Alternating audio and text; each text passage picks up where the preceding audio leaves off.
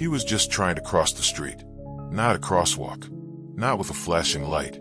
Just an old man, walking slow, leaning heavy on a cane, one foot dragging slightly behind the other, like it had once been broken and never quite remembered how to behave again. In the other hand, he carried a paper bag. It was windy. He squinted against it, not hurrying, not asking for space, just moving forward, one sidewalk to another. The bikes came fast, 6 of them, loud, leaning sharp around the corner, music screaming from their speakers. Young men, leather jackets, exhaust and laughter and speed. That kind of speed that thinks the world belongs to it. They saw him, too late to stop, but early enough to swerve. One yelled, "Move it, Fossil." Another laughed and revved the engine, swinging wide, looping back toward him. One peeled past close enough to knock his hat off. He didn't reach for it, didn't stop walking, didn't flinch. But just before the last one passed, he turned, looked at them, and for a single second, maybe 2, held the gaze of the one holding the phone. No words, no hand raised, just that look, still, steady, like a file being opened in the back of a very cold, very locked office. Where are you watching from? What's your job? Ever seen someone treated like they didn't matter and felt something shift? Drop a comment. Some stories don't start loud, but they end without warning. He lived 2 blocks from the noise, not by accident. He could afford anything, a penthouse, a compound, even a ranch out west where no one could reach him. But he chose this. A 1-bedroom apartment on the 3rd floor of a weathered brick building near a train line. No doorman, no cameras, no one asking questions. Exactly how he liked it.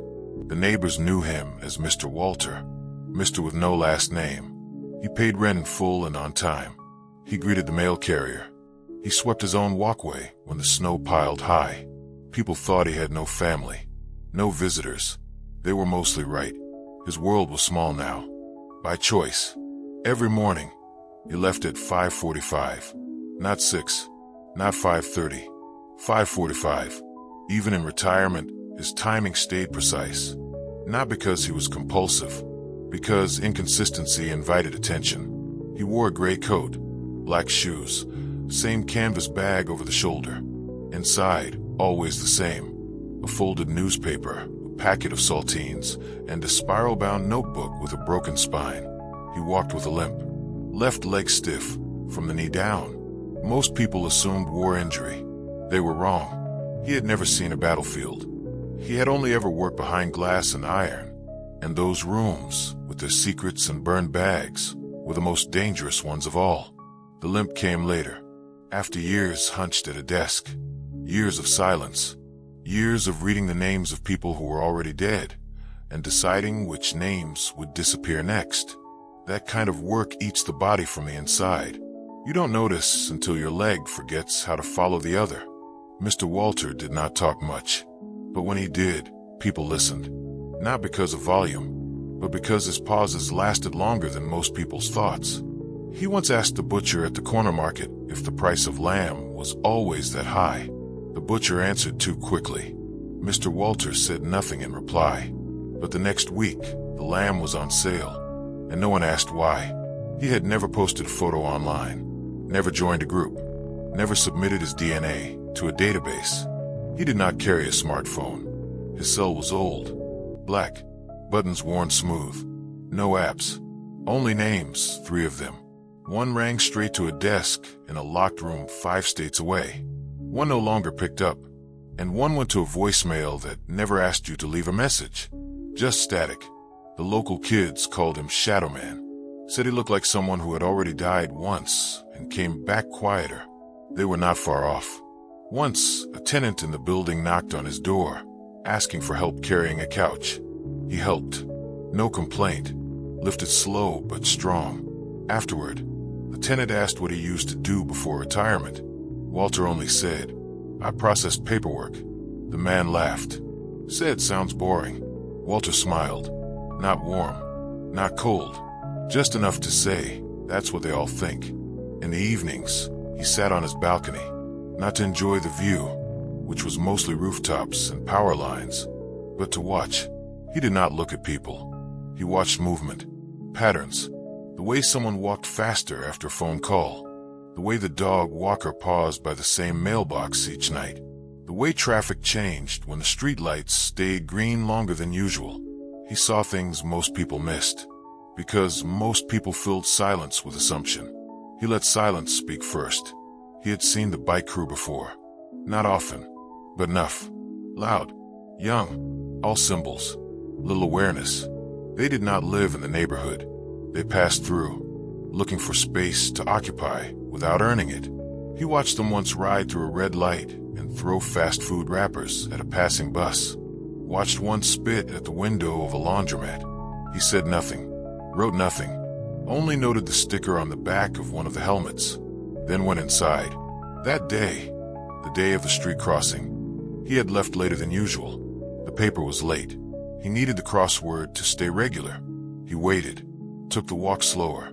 His leg ached more than usual, but he still walked. Crossed where he always did. The underpass. No light, no stop sign. Just faith in the space between machines. He heard them before he saw them. The engines, the music, the ego in motion. He knew they would not slow. He knew they would not yield. But he also knew something else. They had never been taught consequence without noise. They would not recognize it when it came in silence. When they laughed, he heard nothing new. When they circled him, he did not brace. He had walked through darker things than boys on bikes. He had seen rooms fall quiet after his name was spoken.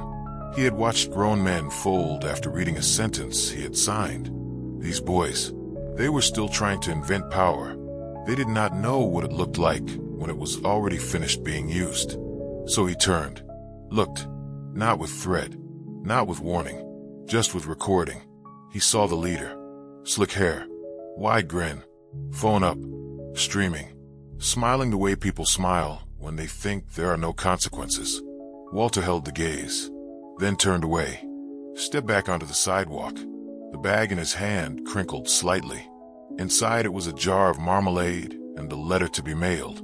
The letter was addressed to a building with no listed floor. Just a name, a first name, the only one that mattered in that chain of command. He dropped it off on the way back. No signature required, no explanation needed. That night, he boiled water for tea, sat by the window, watched the moon catch the edge of an antenna, then turned off the light, and went to bed. He did not check the news. He did not refresh any pages. He had already sent the signal. Now the systems would do the rest. Not because he asked, but because his name was still on the list no one sees. The first one to notice was Ryan. He had always been the mouth of the group. Loudest laugh, quickest to spin the throttle. Always had his phone out, documenting everything, tricks, jokes, pranks, anything to feed the online fire. He woke up the next morning, opened his phone to check notifications. There were none. He refreshed. Still nothing. The video from the night before, the one with the old man and the bikes circling him, was gone. Deleted. Not flagged. Not restricted. Just gone. And with it, 200 comments, almost 1,000 likes, and a few reposts that had started picking up steam. He checked his account. Still there. But his recent videos no longer appeared in search. No new likes. No new follows. He texted the group. Something weird's going on with the post. Anyone else see it? No one replied for 10 minutes, which was already strange. They were never this quiet. Connor, the tall one, the one who had gotten the closest to the man, close enough to knock off the old man's cap with a gust from his rear wheel, messaged back first. My bike got towed this morning. Ryan replied. What? Why? It was parked like always. Front of my building. Gone when I woke up. No warning. None. Ryan typed. That's weird, man. Then deleted the message before sending. Something felt off. 2 more hours passed. Then Jason called. He sounded out of breath. Dude, I just got an email from the job recruiter. The clearance role. They said I failed a background screen. What? I have never even been arrested. Did you call them? They would not explain. Just said the system flagged something. No appeal. Ryan sat back in his chair. For the first time in a long time, he felt like the air around him was heavier than it should be. That afternoon, he tried reposting the video, this time with a different caption. Just street life. No hate. He uploaded. Watched the bar fill. Then watched it disappear. Post failed. He tried again. And again. Nothing. Finally, a message appeared on screen. This action cannot be completed at this time. No explanation. No error code. Just a stop. By evening, the group met up at the usual spot, the gas station on 3rd. Only 4 of the 6 showed up. 2 bikes missing. No explanation. Connor leaned against the wall. Said nothing. Jason paced. Ryan pulled out his phone. Tried showing the group the blank screen, where his account used to show new followers. See, I have been stuck like this all day. No one knew what to say. They joked. Nervous, half-hearted. Maybe the algorithm got tired of your face. Maybe you pissed off a ghost. Maybe it was that old man. The one from the video. Yeah, Ryan scoffed. Man, he was just some random. Old. Slow. Not even mad. Still, he looked right at you. So what? So nothing, I guess. But the way he looked, it was like he knew something. Knew what? That we already messed up. The next day, Lucas tried to log in to his college portal. Access denied. Password reset did not work. Security questions rejected. He called IT. They said they had no record of his account ever being created. He had enrolled 2 months ago. Received a welcome packet. Had an orientation scheduled for the next week. Now nothing. He drove down to the campus office. Waited in line. When it was his turn, he gave his name. The clerk typed, then frowned. I am not seeing your file. Maybe check under my middle name? Tried. Still nothing. I have the email. He showed her. She read it. Looked again. Still nothing. Eventually, she just said, you may want to reapply. But I understand. But we cannot find you. I am sorry. He stood there for a few seconds, then walked out. And for the first time, he wondered if someone had done this on purpose. But who? The others were experiencing similar frictions. Small things. A license that would not renew online. A car insurance payment flagged as irregular activity. A package that never arrived. A speeding ticket that appeared for a date they had not even been driving. Each alone was explainable. Together, they felt like static. Invisible, but everywhere. They met again on Friday. Only 3 this time. Ryan, Connor, Jason. Connor had tried to register his bike for a custom plate. The request was denied. No reason given. He had submitted everything correctly. He showed the rejection letter. Jason laughed. Dude, what did you write? I hate old people. No, it was my name. Just my name. Ryan shook his head. There's no way this is all coincidence. Jason said, it is probably just one of those data breach things. Like when someone hacks a DMV. But it did not feel like that. Not to Ryan. Not this time. That night, he went home and typed one sentence into a search engine. Old Man Kane Underpass City Street Biker. He found nothing useful. Then he searched image reverse. Nothing. He tried video tags. Still nothing. It was like the man had never existed. But he remembered that face. Still. Quiet. No reaction. Like he had already seen how it would all play out. The final sign came 1 week later. Jason's older brother worked in a federal agency. Nothing fancy. Just processing clearances for security contractors. He called Jason. Said, hey, you ever mess around with federal personnel? Jason laughed. What? No. Why? Someone put a hold on your profile. A hold? Yeah. I cannot see the details. But your file's locked behind a wall I do not have clearance for. They only do that when someone really high up flags something. Jason went cold. What do I do? The voice on the other end said, honestly, nothing. Just hope they forget your name. The group stopped meeting after that. No fight. No falling out. Just drift. They answered each other's messages less. Stopped tagging each other. Stopped writing. Each of them alone, dealing with problems that had no source. Because there was no name on the door. No document to sign. No one to call. Just the echo of a mistake they had made in public. To someone who never needed to prove who he was. And the old man, he walked his same route, paper bag in hand, cane tapping pavement like a clock too old to chime. People gave him space now, not out of fear, out of something else, something quieter. The sense that if he stopped walking and looked at you, really looked, you would feel every part of yourself you had tried to keep hidden. He did not smile. He did not gloat. He did not even remember all their names. He did not need to, because the world around them remembered enough for him. It started with a name, typed slowly, letter by someone who had no idea what it meant. A woman named Teresa worked in a small, temperature-controlled office 3 floors below a federal complex that had no public sign. She was not cleared for what the building did. She just processed names, contractors, vendors, applicants for temporary clearances. Her job was simple. Check names against lists, flag any matches, send files forward, repeat. It was quiet work, safe, until one afternoon, something blinked. The file was ordinary. A candidate named Jason. No arrest history, no flagged associations. But when she entered his name into the system, the secondary system, the screen paused, froze, then turned white. A message appeared. This name is not approved for further access. Level restriction for do not escalate, do not contact, close file. Teresa stared. That had never happened before. She called her supervisor, said, "I think something glitched." I ran a name, and the screen froze. The supervisor did not ask for the name, did not ask what she typed. He only asked, "What did it say?" She repeated the message. He replied, "Close the file, delete the inquiry, log off, go home early." That was all. She did as told. Did not sleep well that night. In another building, across the river, another system picked up another name.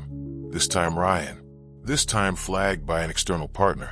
Not domestic, not hostile, but very observant. They had seen the video before it disappeared, had archived it. When it was pulled, their logs noted the deletion came from an internal override. No takedown request, just disappearance. They looked closer, saw the face of the man in the video, and knew, immediately, this was not someone you ignored. They attached a small tag to the video file, redacted under Order Level 5. They did not send a message. They did not alert a department. They simply added a line of code. Do not engage. Do not assist. And moved on. One analyst, new on the job, curious, tried to look up the man's name. The result returned blank. Not classified. Just missing. She asked her supervisor if she had mistyped. The supervisor leaned in, saw the empty result, then said, "That is not a mistake." The analyst frowned. "Then what is it?" The supervisor replied, "Some people are not in the system." She asked, "Why?" The supervisor replied, "Because they helped build it." Meanwhile, in a university office, an admissions coordinator reviewed late enrollment changes. One caught her eye. A student named Lucas had submitted an appeal, claimed he had been accepted, then erased. She checked the application system. Nothing. She checked the communications log. His name was there, but the folder was corrupted.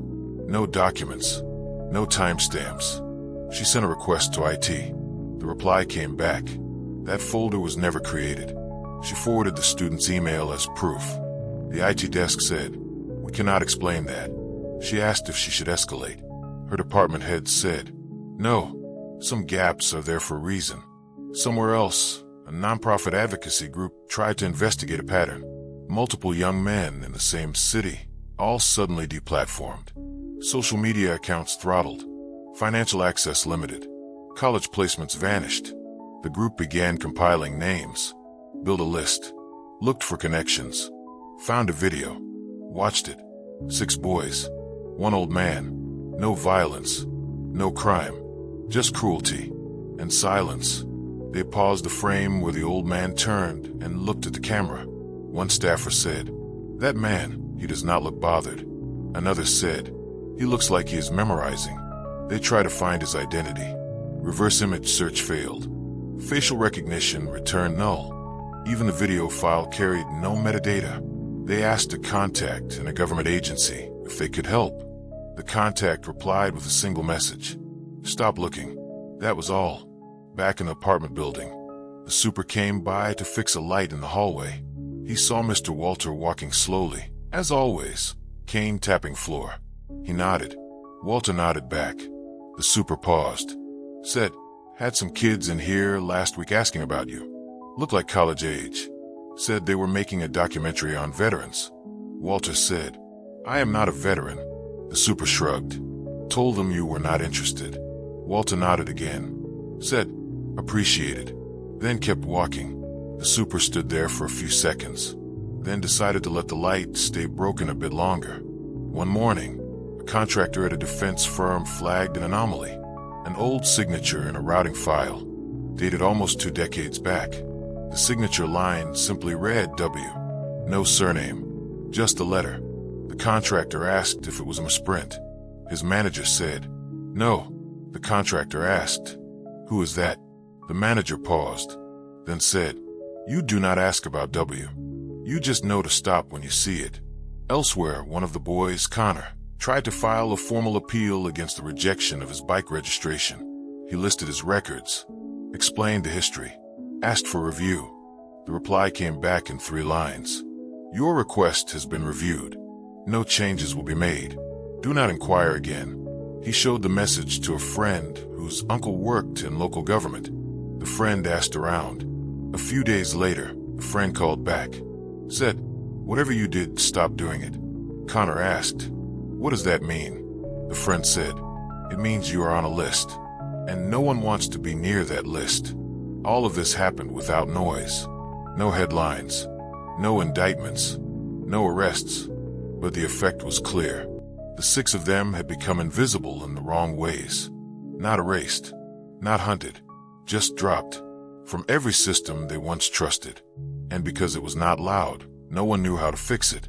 In a room with no nameplate, in a building with no public entrance, a senior official reviewed a quarterly report, saw a flag name, the name of the boy who had tried to post the video again. A note beside it read, attempted bypass, reinstate shadow mark, refresh encryption. The official signed the line with a thumbprint, closed the file, and returned to other work, never once asking what had happened, because he already knew, and because that man had looked him in the eye once too, years ago, and he had not forgotten. Back in his apartment, Mr. Walter brewed his tea, opened the newspaper, folded it once, then again, set it aside, took out the spiral notebook, wrote a name, just one, then crossed it out, turned the page, and began again, because the world would keep spinning, and some people would keep forgetting, but he would not, and neither would the systems he helped build, because some ghosts do not haunt halls, they haunt decisions. Her name was Marlene. She had worked in that agency for 8 years. Civilian staff, middle clearance, systems compliance. Her job was not powerful. She did not write policy. She did not sign off on funding. She did not sit in meetings with generals. She checked. That was her role. Check timestamps. Check access logs. Check that the system's in place. Routing, approvals, clearances, and revocations all lined up. And when they did not, she flagged them, sent them to the people who could do something about it. Then she moved on. Quiet, efficient, trusted. She did not ask questions until the list came in. It was part of a biannual review. 76 flagged names, cross-checked across multiple agencies. Most were duplicates. Some were errors, but 6 of them stood out. All boys, all young, all flagged not for crimes, but for something stranger. Denials without reasoning, erased credentials, search suppression across multiple platforms. Nothing criminal, nothing documented, but all 6 had been dropped from systems that usually required weeks of process to even touch. She opened one name, Jason. No priors, no complaints, no recorded investigations, but red marks across 4 agencies. One line stood out, no support to be extended. Subject observed and marked, do not initiate appeal contact. She opened the next, same note, and the next, same language, 6 times, same phrasing, same instruction. No support to be extended. She sat back. Something cold settled in her hands. She asked a colleague, lightly, offhand, if he had ever seen that kind of coordinated block before. He hesitated, then said, only once. When? Years ago. Who was the subject? The colleague shook his head. You do not want to go digging into that. She smiled, but the smile was thin, and she already knew she would not let this go. That night at home, she searched for the video. Nothing. Not on platforms. Not in mirrors. Not archived. She searched discussion threads. Found a single comment. Deleted within minutes. The comment said, he didn't speak. He just looked. That was enough. Another reply, also removed, said, they picked the wrong man to mock. She asked to contact in records to trace the earliest suppression order tied to the boys' names. The contact asked for the routing number. She gave it. An hour later, she got a call. Her contact's voice was clipped. Where'd you get this number? Internal pull. Why? Do not ask about it again. Why not? Because the last person who did is now auditing water systems in a different state. She hung up and stared at the wall. The next morning, she logged into her console. She had the option to flag the anomaly, to raise it, to escalate. She had that power, but she also knew the structure, knew how it handled things like this.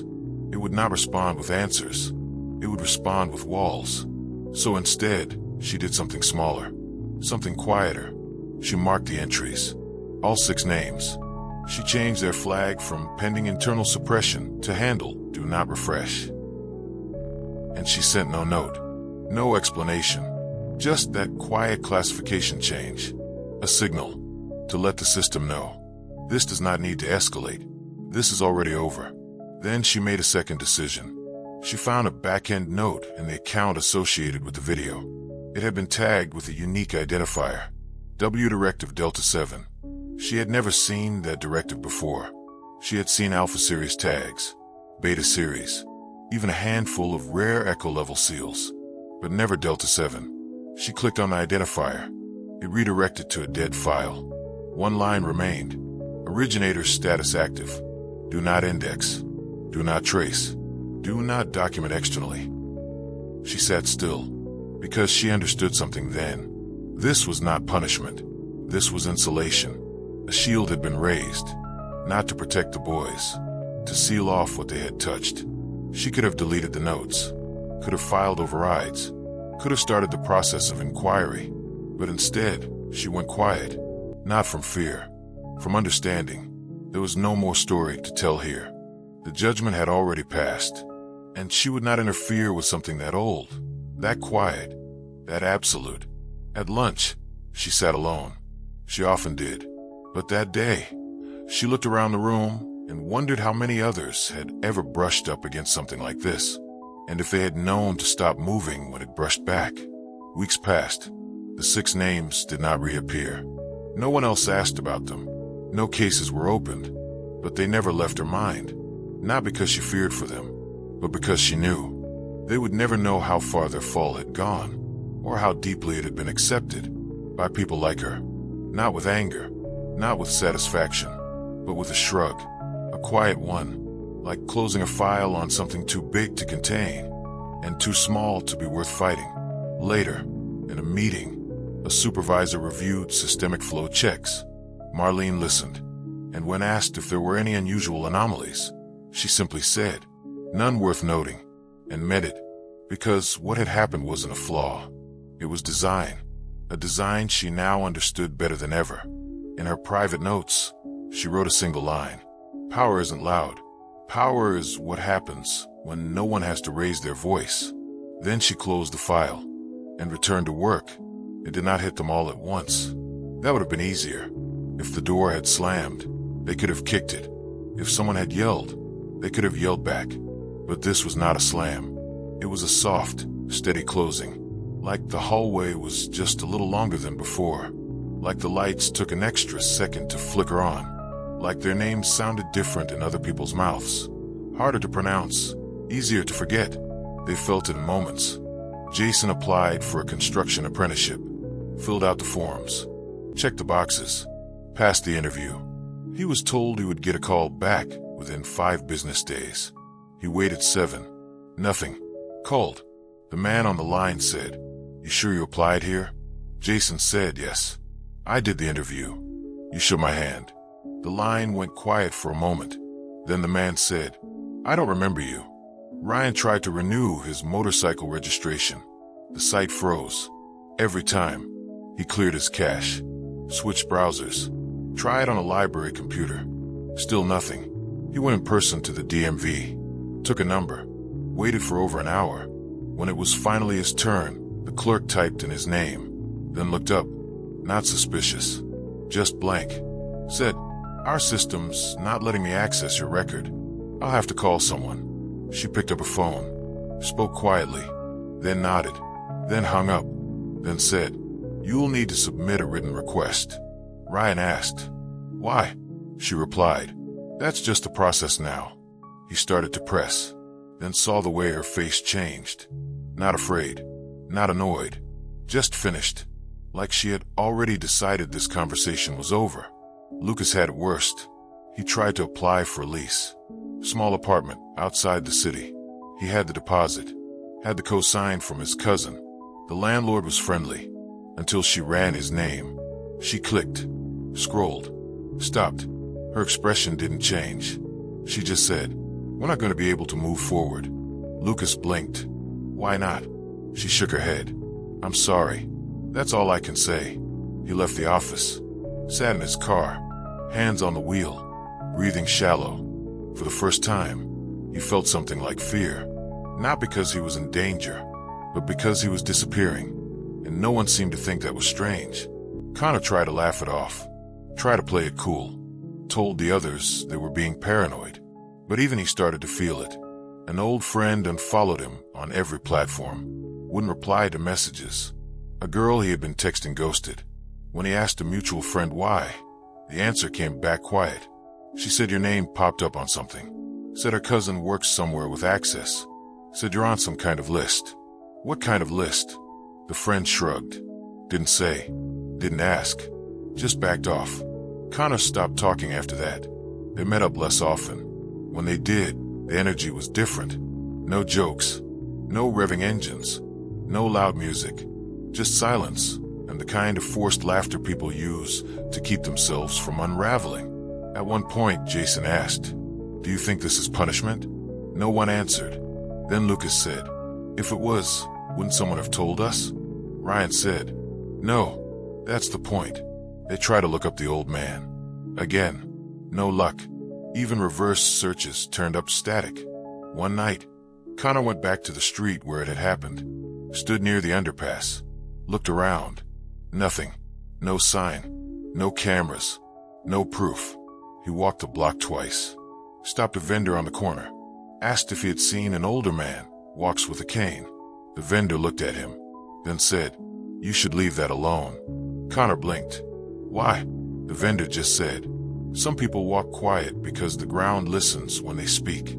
Then turned away. Jason tried to get a lawyer. Not to sue, just to understand. He explained the missing job, the blocks, the disappearance from databases. The lawyer listened, asked questions, then said, "You're not being accused of anything," which makes it harder, because if you were, I could defend you. Jason asked, "So what am I supposed to do?"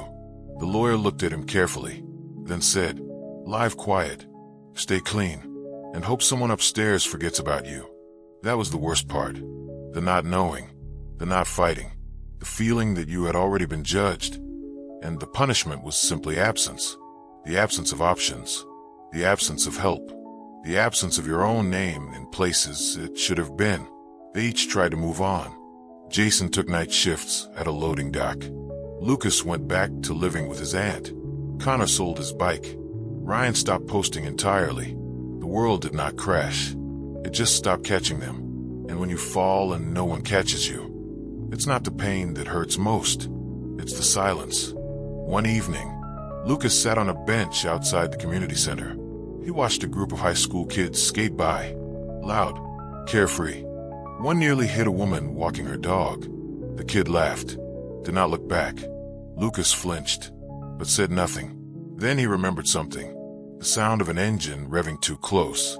The way a hat had blown off. The way an old man had not flinched. He stood up, walked home slowly, and did not speak to anyone that night. None of them ever saw the old man again. Not in person, not online, not in memory.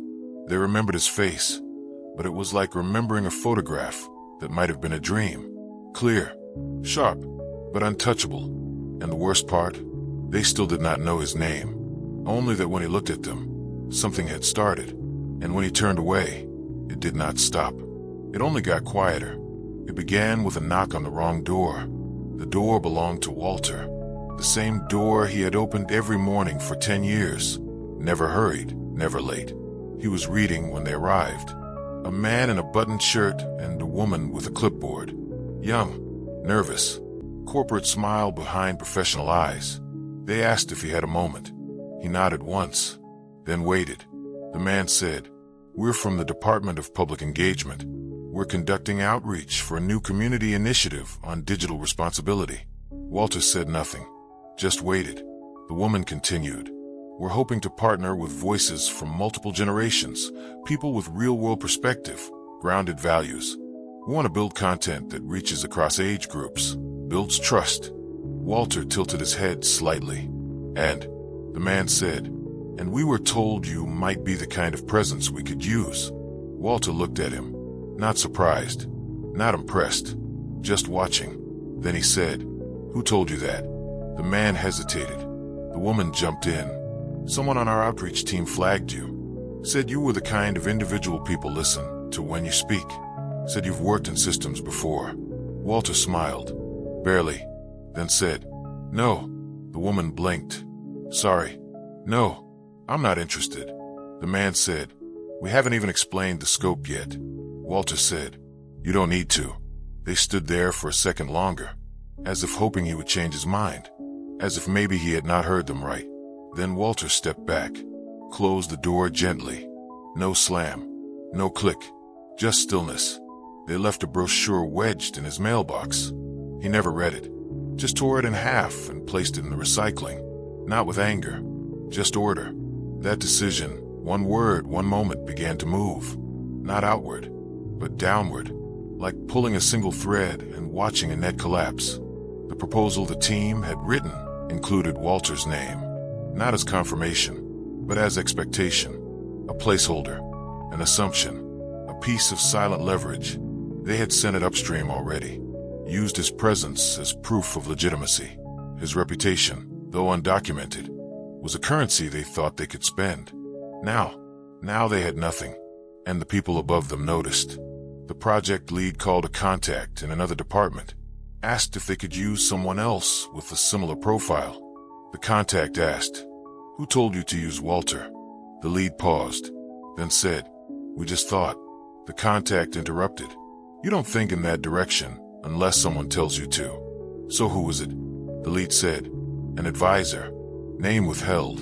The contact said, "Then maybe leave it that way," and hung up. Back in the hallway of their office, the energy shifted.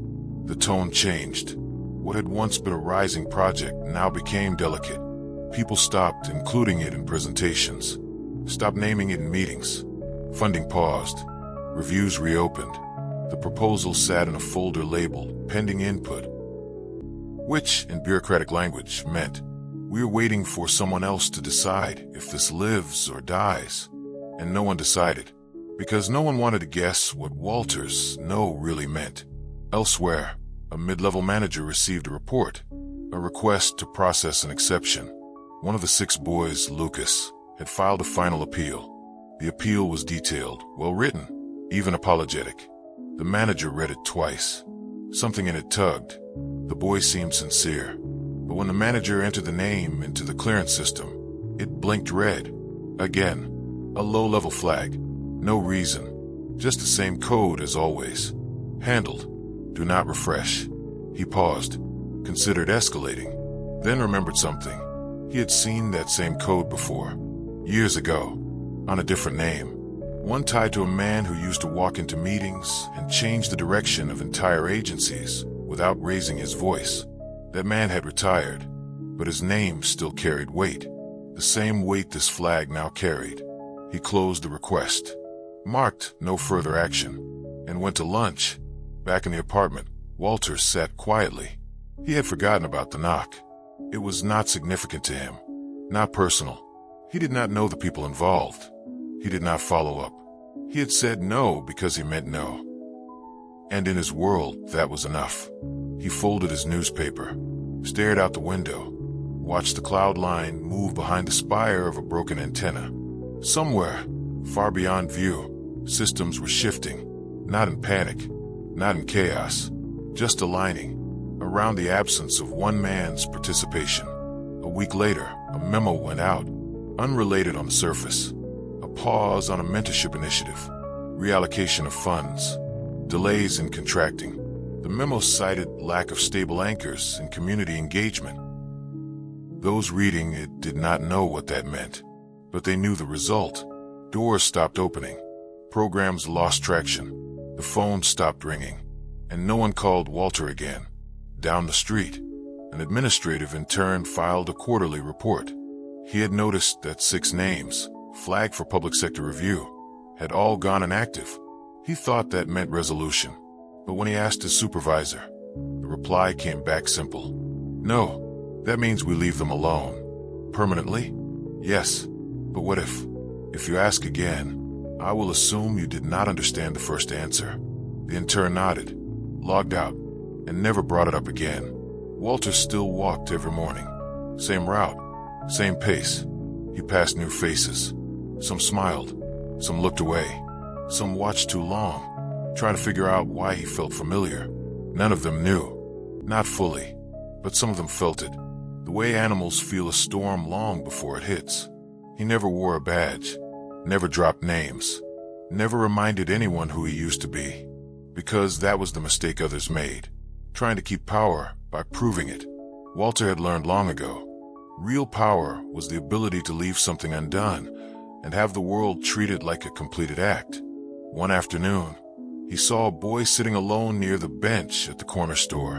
The boy had a look he recognized, the look of someone trying to figure out when the world stopped saying yes. Walter did not approach, did not nod, did not stare, just walked past, let the cane tap once, twice, and moved forward, because the lesson had already landed, and the rest was none of his concern.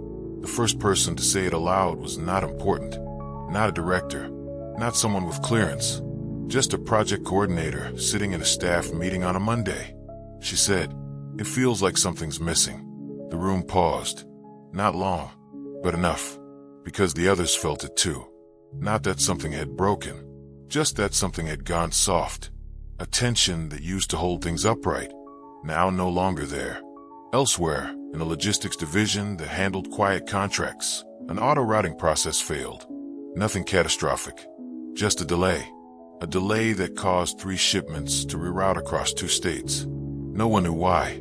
The system had been stable for years, but someone noticed that a review code used to validate final releases was now inactive. They tried to reinstate it. Couldn't. It had been linked indirectly to a manual check from a desk that had not been touched in over a year. The desk had once belonged to someone named Walter. Not officially, but unofficially, everyone had known. He had been the last signature on the silent end of things. The green light that never showed up in logs, but that everything quietly waited for. Now it was just blank. At a community board meeting, someone mentioned a funding delay. They said, "We used to have an advocate on the inside. Now we just have forms." No one said his name. No one needed to. The room shifted. Someone said, "We should reach out." Someone else said, "No." He made it clear. Back at the department where the young outreach team had once tried to involve him, the project manager tried to revive the idea. She drafted a new version, left out his name, pitched it again quietly. It went nowhere. This time, there was no formal rejection, no argument, just indifference. The initiative dried out like something left in the sun too long. No one called her back. Her supervisor began assigning her smaller tasks. Then newer staff started sitting in her meetings. By the end of quarter, she was reassigned to an internal desk with no outward contact. She never mentioned Walter again. At the agency where Marlene worked, a new staffer tried to reclassify one of the 6 boys' files. Said he found a procedural inconsistency. Marlene overheard the request, took the staffer aside, said, "Do you like your job?" He looked confused, said yes. Then she said, "Then don't touch those names." He said, "But it's just an error." She shook her head. "There are no errors that stay sealed this long without a reason." He hesitated, then said, "But I thought we were about accountability." Marlene replied, "We are. That's why no one opened the file." He didn't ask again.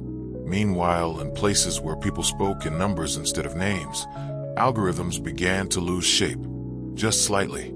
Filters that used to autocorrect now missed. Flags that used to self-resolve now hung open. Someone in back-end quality control noted that patterns had shifted. They marked it as a moderate anomaly. The file name of the flag began with AW. The senior engineer who reviewed it deleted the note, not because it was wrong, but because he understood what W meant. And more importantly, what it meant when W no longer said yes. In the city, the street where it had all begun stayed quiet. The underpass, once a shortcut for sound and speed, now felt slower. A new sign was posted. Reduced speed. No one admitted why. The kids still passed through. But some, the younger ones, had heard a version of the story. Something about a group who used to ride loud. Something about a man who never came back. Some said he was a judge. Others said he was a ghost. No one knew. But they slowed anyway. Not out of belief. Out of instinct. Lucas, one of the boys, now worked quiet shifts at a delivery warehouse. He kept to himself. One night, during a break, another worker asked him, "Did you ever ride?" Lucas paused, then said, "I used to." The man asked, "Why'd you stop?" Lucas replied, "Because one day, I looked up and no one was following anymore." The man nodded, didn't ask more. Jason worked a job moving boxes between trucks and sorting centers. He no longer looked for better work, not because he couldn't, because he understood now that some doors stay shut no matter how many times you knock. He didn't complain. He didn't explain. When people asked about his past, he just said, "I made a choice once," and kept moving. In a security briefing months later, a senior officer noted an old clearance marker that had not been updated. He flagged it for review. His assistant looked up the code, then frowned. "This marker leads nowhere." The officer looked over, read the letters, paused, then said, "Then leave it." That marker means we're already late to that conversation. Back in his apartment, Walter watered his plants. He kept 5, each in its own corner. None of them needed much. That was the point. He liked things that could grow without praise. He did not look at the news, did not check the systems, did not ask how things were holding. He knew, from the quiet, from the absence, from the way his name had stopped being used like currency and become something heavier, something no one wanted to touch without gloves. He stepped out onto his balcony, watched the wind shift the edge of the newspaper someone had left on a bench below. Somewhere down the street, a young man passed him, nodded. Walter nodded back. The man didn't know who he was, didn't recognize the cane, or the face, or the silence, but something made him slow his step, just enough to look back once. Walter was already gone, back inside, door closed, tea waiting. The systems that once looked for his approval still ran, but now they ran cautious, like they no longer had a net, and no one dared to build a new one, because Walter hadn't been replaced. He had simply stepped back, and the space he left, it held, like the memory of pressure long after the weight is gone. There was no announcement, no official record, no moment when the world pointed and said, "That's the consequence." But it came, not all at once, not loudly, just in pieces. And when the pieces were all gone, those who had once stood in the center now stood in a space that felt nothing like power, only weightless, only unrecognized, only out. The first collapse was bureaucratic. An internal audit at a mid-level department flagged 5 outreach programs as ineffective, not because they had failed, but because none of them could demonstrate origin verification. They had launched with borrowed names, Unconfirmed partners. Ghost references. One of those names? Walter. But they had never secured him. Only mentioned him. Only assumed. That assumption cost them their foundation. The audit report did not accuse. It just stated, lack of stable reference renders initiative unsupported. All 5 programs were frozen. Funding suspended. Staff reassigned. No appeal. No explanation. Just closure. The second collapse was digital. A private platform that had once boosted profiles tied to community-forward messaging experienced a silent purge. Accounts flagged for visibility. Throttling saw numbers plummet overnight. Engagement dropped. Algorithms shifted. Ryan was one of them. His old video posts no longer appeared in related searches. His content history? Blank. Not erased, just unreachable. He reached out to support. Got no reply. He submitted formal inquiry. Got an automated message. Your request has been received. Then nothing. He waited a month. Then 2. Eventually, he stopped posting.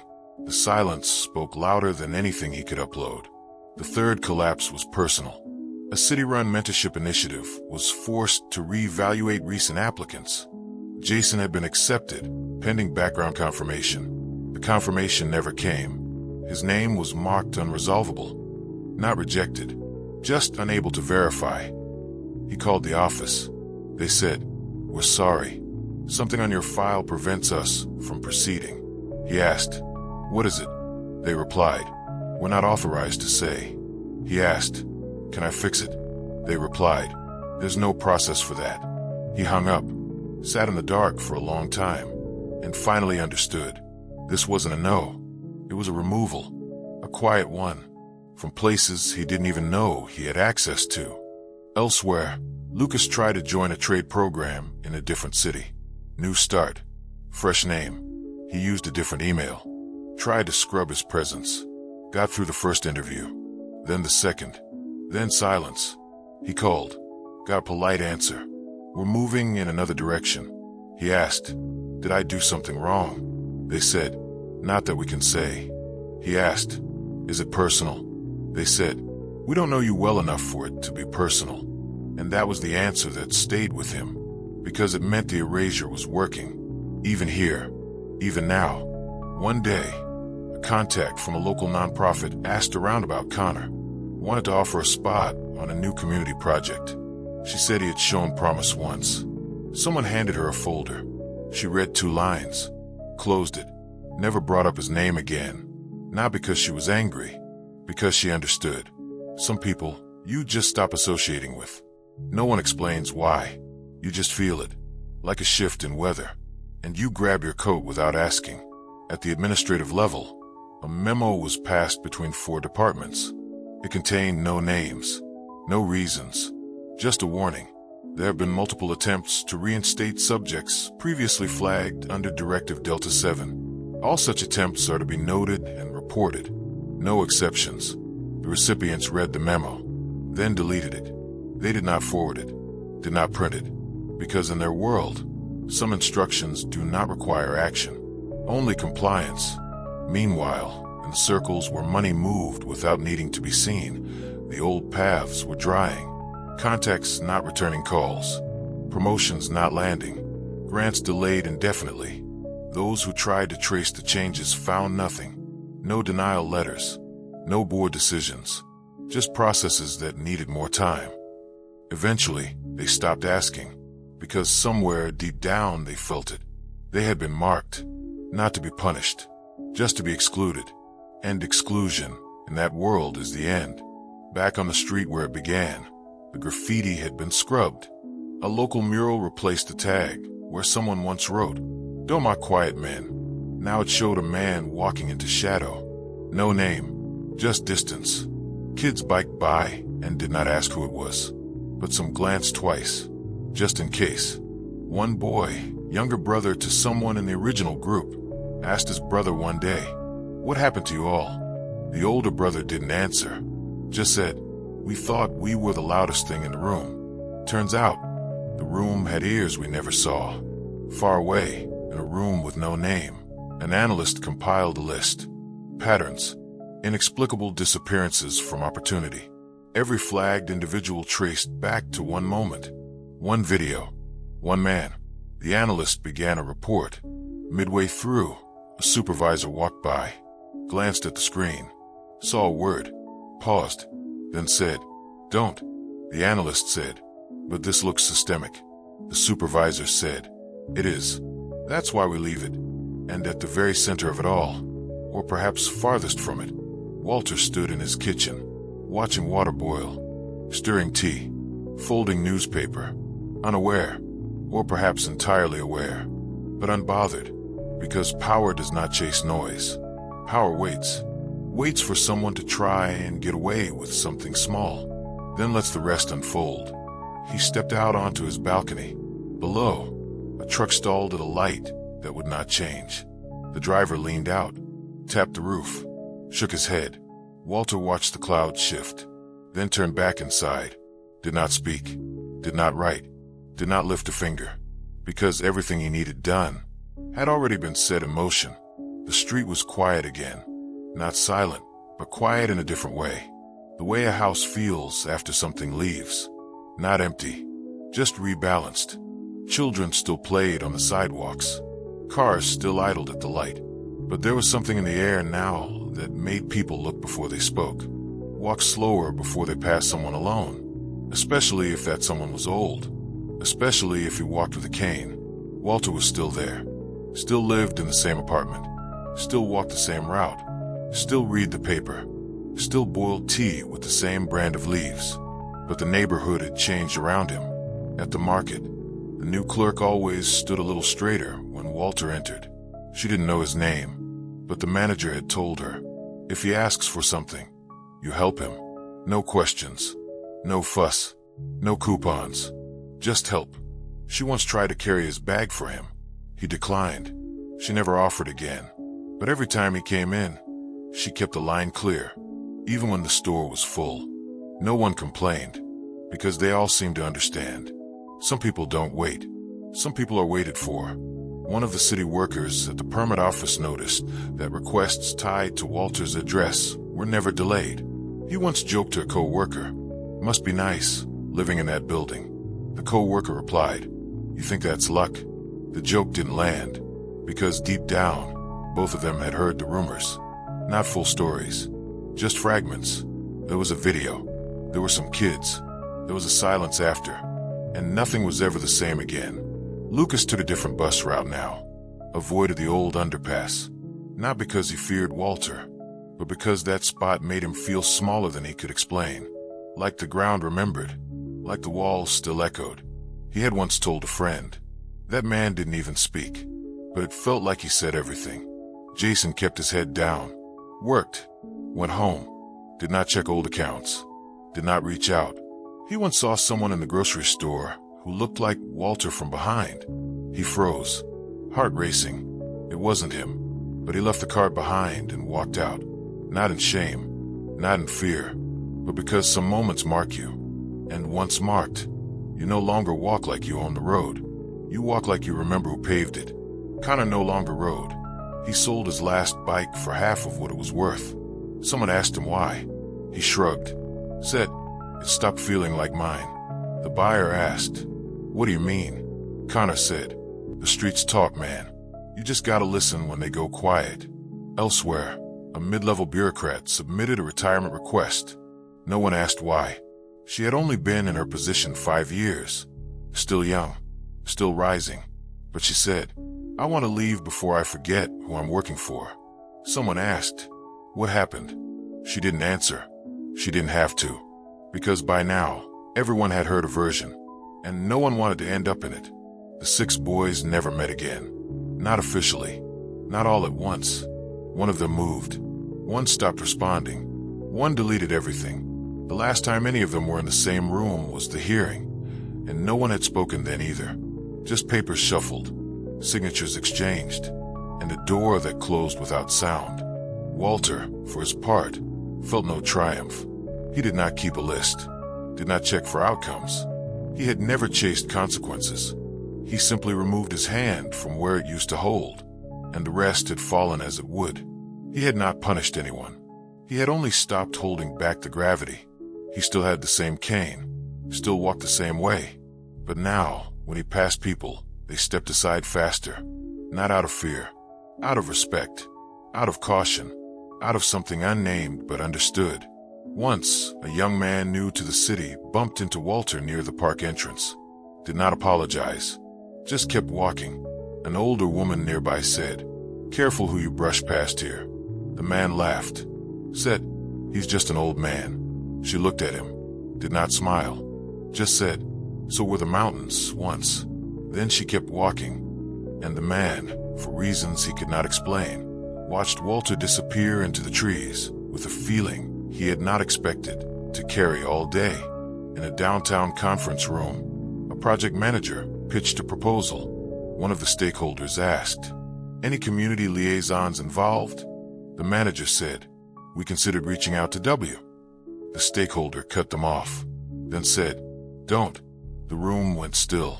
The manager nodded, scribbled something out, moved on. No one asked why. In a file room deep beneath a federal building, a clerk found a folder labeled "No Forwarding." It had 6 names, no details, just stamps. The clerk paused, then filed it back without logging the access. Not from fear, from instinct, like touching something warm and knowing it used to burn. One evening, Walter sat on his balcony, sipping his tea. The city moved below. Lights blinked. People passed. A breeze caught the edge of his paper. He let it go, watched it float down, turning slowly in the air, until it landed on the sidewalk. No one picked it up. No one noticed. But a child pointed, said, "That came from up there." His mother looked up. Walter was gone. Back inside. Already gone back to washing the cup. Nothing else had changed. And yet everything had. Because Walter no longer needed to act. He had already shown the truth. That you don't need to raise your voice. You only need to know when not to speak. And when not to stay. The silence wasn't punishment. It was precision. The kind that cannot be traced. Only felt. And those who had once laughed at a man with a cane now lived in a world where their names meant less and less. And this didn't need to be said at all.